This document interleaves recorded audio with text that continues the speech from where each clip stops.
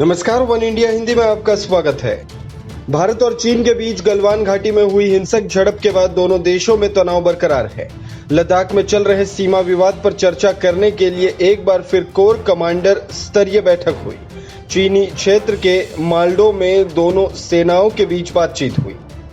बैठक में दोनों देश के अधिकारी सीमा पर जारी तनाव को कम करने और गलवान घाटी पर हुई घटना सहित कई मुद्दों पर चर्चा हुई, लेकिन यह बातचीत बेनतीजा खत्म हो गई है।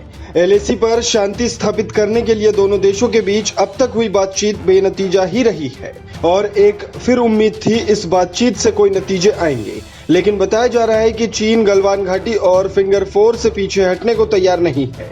बातचीत में जो उम्मीद की गई थी वो उसके विपरीत रही है। खबर है कि भारत भी इस बात पर अड़ा है कि वो पीछे नहीं हटेगा और उसने चीन को स्पष्ट कर दिया है कि चीनी सेना को पीछे हटना ही पड़ेगा।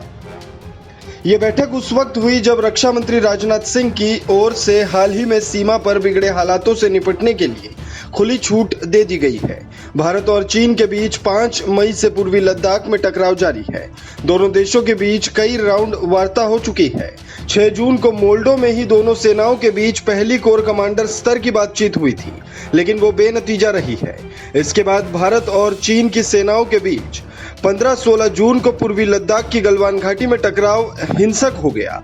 इस संघर्ष में भारतीय सेना के 20 जवान शहीद हो गए थे। यहां से ही एलएसी पर स्थितियां पूरी तरह से बदल गई हैं। इस खबर में फिलहाल इतना है। तमाम अपडेट्स के लिए बने रहिए वन इंडिया के साथ।